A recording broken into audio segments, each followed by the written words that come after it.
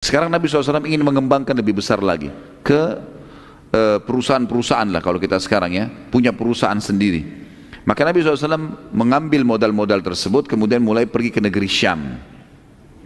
Dagang di negeri Syam. Ikuti orang-orang Quraisy. Orang-orang Quraisy bawa modal dari Mekah, beli barang negeri Syam, kembalikan lagi ke Mekah, gitu kan? Nanti barang dijual di Mekah. Tapi mereka pergi ke negeri Syam membawa uang saja, membawa uang, membawa emas. Mereka tidak bawa produk. Nabi SAW waktu itu mengatur satu strategi yang berbeda. Orang Mekah belum ada yang melakukannya. Semua modal beliau dibelikan produk-produk Mekah. Apa saja yang bisa dibawa dibeli oleh Nabi SAW. Semua uang itu, semua modal dijadikan benda. Kemudian beliau bawa ke negeri Syam, lalu beliau berdagang di negeri Syam, barang-barang Mekah itu. Orang-orang di negeri Syam tidak mengenal produk Mekah selama ini. Akhirnya dibelilah oleh orang Syam dan Nabi SAW mendapatkan keuntungan. Lalu dengan uang keuntungan itu beliau beli lagi barang dari negeri Syam dibawa ke Mekah. Sehingga double keuntungannya. Makin masyhurlah nama Nabi SAW. Akhirnya bergabunglah seorang.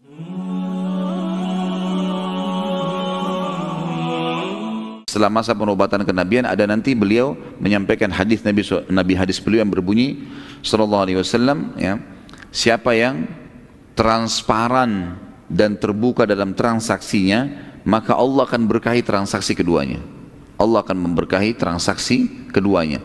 Jadi tidak boleh teman-teman sekalian kalau kita jual mobil kemudian pernah tabrakan kita mengatakan tidak pernah, menutupi aibnya. Ini malah Allah SWT tidak berkahi atau bahkan tidak jadi. Iya pernah tabrakan tapi saya sudah masukkan di bengkel, silakan dilihat misal. Ini salah satu hal yang sangat dijaga oleh Nabi SAW dalam perniagaan beliau, perniagaan beliau, sehingga hanya terkenal sekali dengan keberhasilan dalam berdagang dan dipercaya oleh orang lain. Pokoknya setiap Nabi SAW bawa barang tidak ada lagi orang yang meragukan masalah itu, semuanya tinggal langsung membeli dari Nabi SAW. Karena apapun yang ditanya benar. Bahkan kalau ditanya, hai Muhammad ini kualitasnya bagaimana? Oh kalau yang ini lebih baik. Oh kalau kualitas dagangannya si fulan lebih baik. Kalau saya punya nomor 2-nya atau nomor 3-nya atau lebih di bawah daripada itu. Yang jelas disampaikan apa adanya. Maka orang pun suka berinteraksi dengan Nabi SAW. Pada saat itu teman-teman sekalian, banyak orang akhirnya menambahkan modal. Seperti kita tahu kalau ada orang jujur, biasanya orang datang kepada dia. Kau butuh modal berapa? Bagaimana cara kerjasama? Karena orang yang terkenal dengan kejujurannya. Maka banyak pedagang-pedagang Mekah yang datang kemudian menawarkan kepada Nabi SAW untuk menitipkan modal mereka. Mulailah Nabi SAW bertambah modalnya, kemudian melakukan hal yang sama. Nabi SAW dengan transparan, semua kelebihan produk, adapun kekurangannya disebutkan. Seperti ini dan seperti itu. Jadi orang jadi tambah ramai membelanjakan barang Nabi SAW. Akhirnya beliau terfikir untuk mengekspansi bisnisnya keluar dari Mekah. Pada saat itu, karena beliau menganggap Mekah sudah cukup dikuasain oleh beliau, maka beliau SAW dan melihat modal yang sangat banyak, coba mengekspansi keluar Mekah. Selama ini beliau selalu ambil dari pedagang-pedagang Mekah saja yang besar-besar. Kalau kita mungkin pemilik-pemilik perusahaan besar sekarang Nabi SAW ingin mengembangkan lebih besar lagi ke perusahaan-perusahaan lah kalau kita sekarang ya, punya perusahaan sendiri. Maka Nabi SAW mengambil modal-modal tersebut kemudian mulai pergi ke negeri Syam. Dagang di negeri Syam. Ikuti orang-orang Quraisy. Orang-orang Quraisy bawa modal dari Mekah, beli barang negeri Syam, kembalikan lagi ke Mekah, gitu kan? Nanti barang dijual di Mekah. Tapi mereka pergi ke negeri Syam membawa uang saja, membawa uang, membawa emas. Mereka tidak bawa produk. Nabi SAW waktu itu mengatur satu strategi yang berbeda. Orang Mekah belum ada yang melakukannya. Semua modal beliau dibelikan produk-produk Mekah. Apa saja yang bisa dibawa dibeli oleh Nabi SAW. Semua uang itu, semua modal dijadikan benda. Kemudian beliau bawa ke negeri Syam, lalu beliau berdagang di negeri Syam, barang-barang Mekah itu. Orang-orang di negeri Syam tidak mengenal produk Mekah selama ini. Akhirnya dibelilah oleh orang Syam dan Nabi SAW mendapatkan keuntungan. Lalu dengan uang keuntungan itu beliau beli lagi barang dari negeri Syam dibawa ke Mekah. Sehingga double keuntungannya. Makin masyhurlah nama Nabi SAW. Akhirnya bergabunglah seorang wanita kaya Mekah, Khadijah radhiyallahu anha pada saat itu tentunya. Belum masuk Islam, belum ada Islam. Dan dikatakan dalam buku-buku sejarah, Khadijah ini teman-teman sekalian memiliki harta sendirian dia, itu lebih banyak atau bahkan berimbang dengan hartanya seluruh pedagang Mekah. Saking kayanya gitu kan. Orang terkaya Mekah, hartanya Khadijah radhiyallahu anha sendiri, digabung semua pedagang-pedagang Mekah hartanya, itu baru sama dengan hartanya Khadijah. Bahkan Khadijah mungkin lebih banyak daripada itu. Khadijah pun akhirnya menitipkan hartanya kepada Nabi SAW, coba, ya. Dan Khadijah ingin memastikan tentang kejujuran yang terkenal itu. Beliau menitipkan seseorang yang bernama Maisarah. Maisarah ini sahaya, hamba sahayanya beliau. Kemudian menitipkan kepada Nabi SAW. Maisarah selama perjalanan terkagum-kagum dengan Nabi SAW. Di antara yang membuat dia sangat kagum adalah beberapa fenomena alam yang terjadi dan bagaimana akhlaknya Nabi SAW. Di antaranya adalah perilaku Nabi SAW dengan Maisarah beda sekali dengan perilaku siapapun pada saat itu yang menjadi majikan atau tuan bagi seluruh sahaya.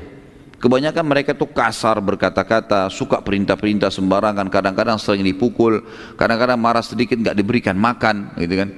Kemudian kalaupun ada keuntungan, ada segala, tidak pernah ada bagi, tidak ada sesuatu yang dikasih, gitu.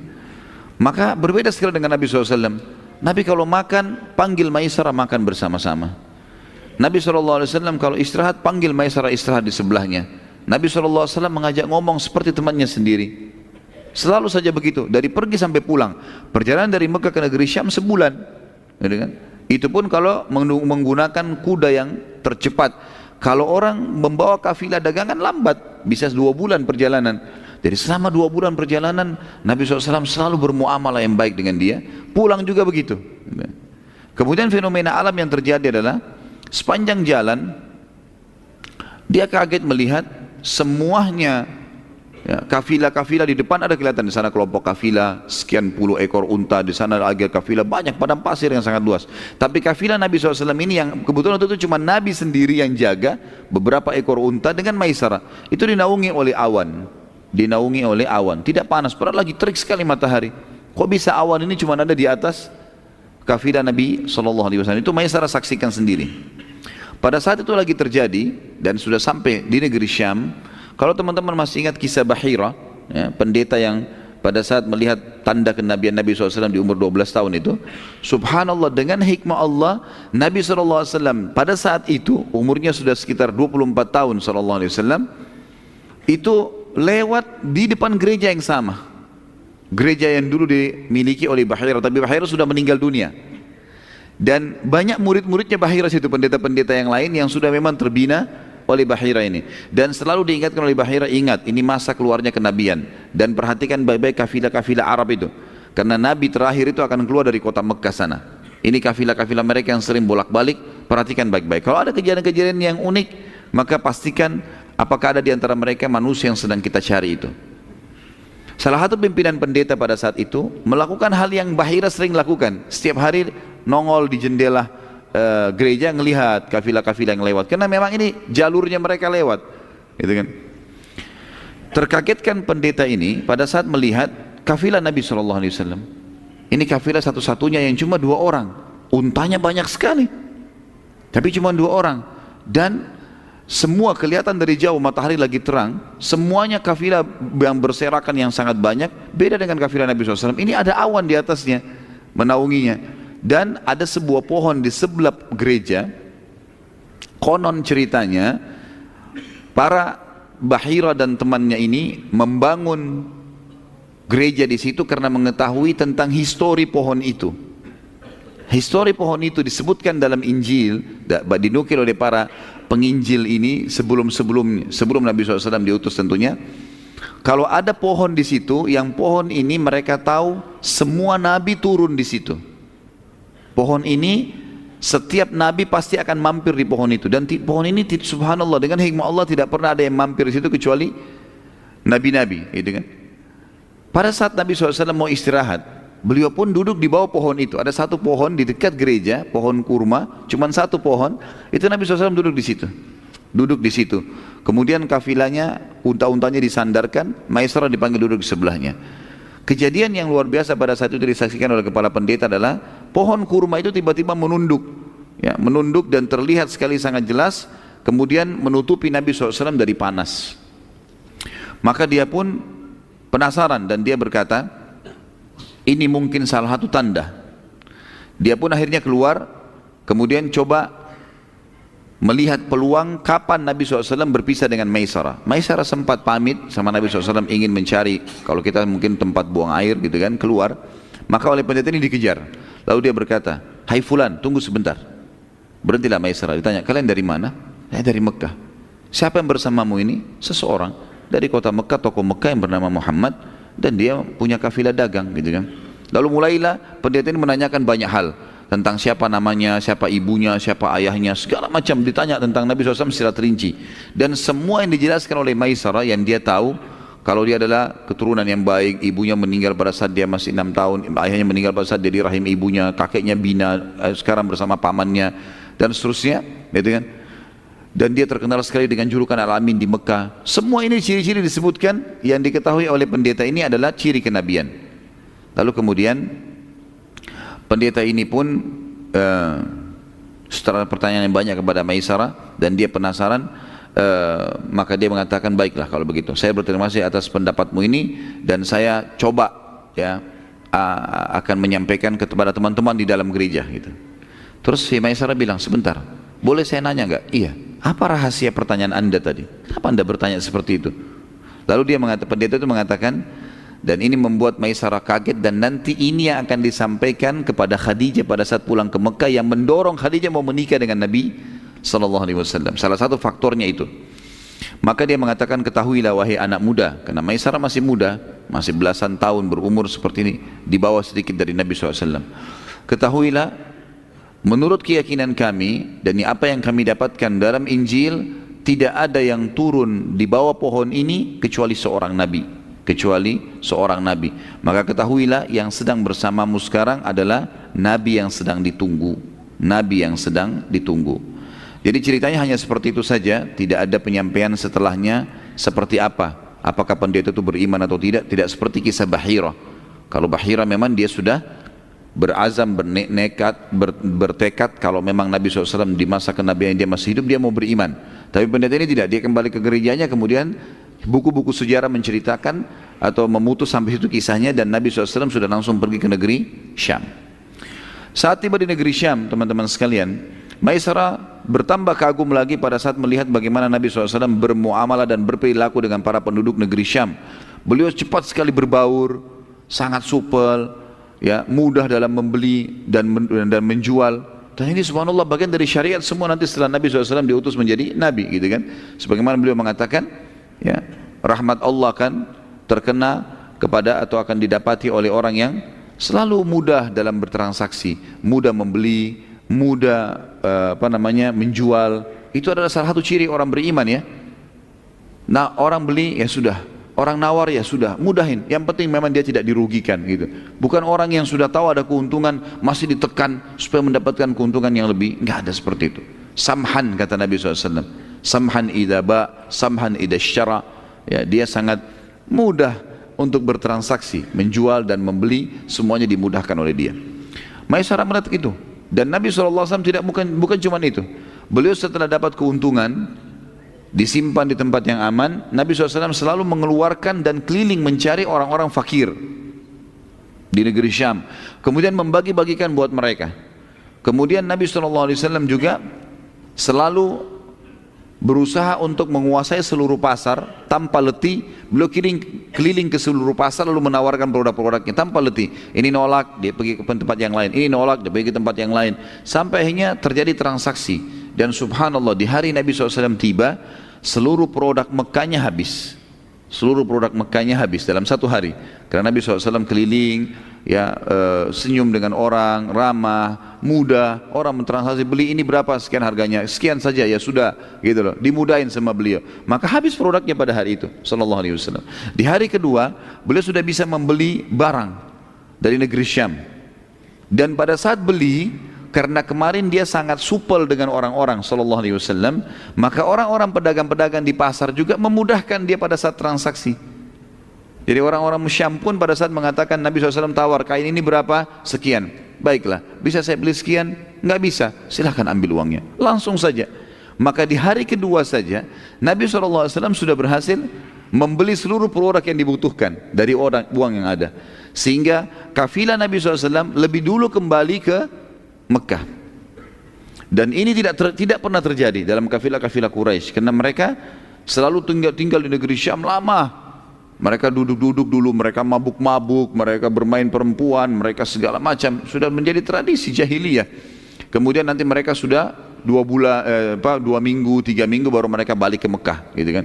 Jadi pelan-pelan mereka berdagang. Nabi SAW tidak, cepat bekerja dan cepat juga menyelesaikannya, selesai mengeksekusinya. Pulanglah Nabi SAW bersama Maisarah menuju ke Mekah.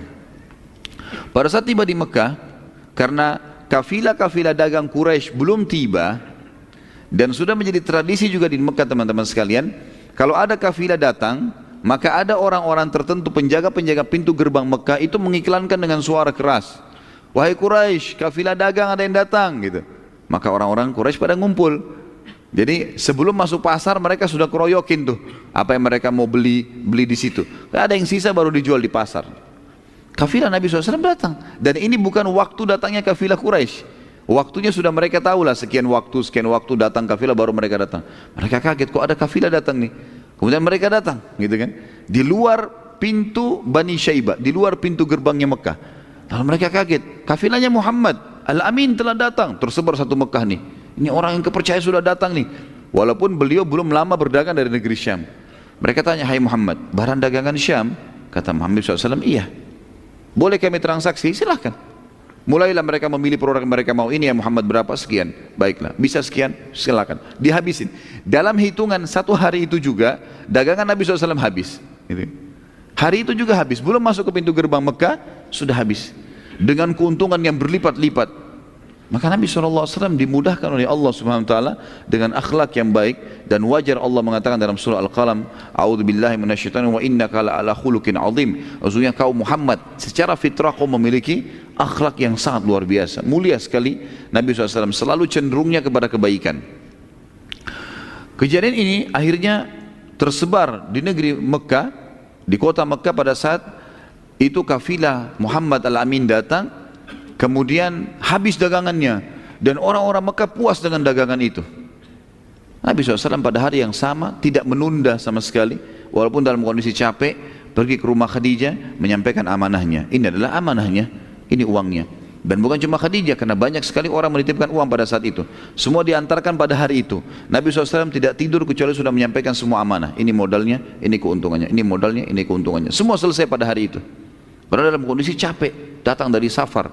Ini sebuah adab yang luar biasa teman-teman bagi pedagang ini. Jangan tunda-tunda pembayaran, jangan tunda-tunda pengembalian hak orang lain. Langsung pada saat itu kita bisa tidur tenang. Kalau meninggal pun jadi aman, gitu kan. Jujur, sekarang ini kita sering terlalu fokus mikirin omset, modal, dan strategi digital marketingnya. Tapi lupa bahwa yang bikin dagangan laku itu bukan semata-mata karena pintar promosinya, tapi karena Allah yang kasih rezeki dan berkah. Saya pribadi belajar banyak dari cara Rasulullah berdagang. Nggak neko-neko, nggak manipulatif, justru karena kejujurannya, bisnis beliau tumbuh pesat dan dipercaya banyak orang. Sekarang, banyak orang justru meniru strategi dari Barat, tapi melupakan akhlak Nabi. Padahal, dagang dengan cara Rasulullah itu bukan cuma menguntungkan secara materi, tapi juga menenangkan hati. Kalau pengen bisnis sukses, mulai dari yang sederhana, jujur, amanah, dan niatkan karena Allah. Karena kalau kita kejar akhirat, maka dunia akan mengikutinya. Barakallahu fikum.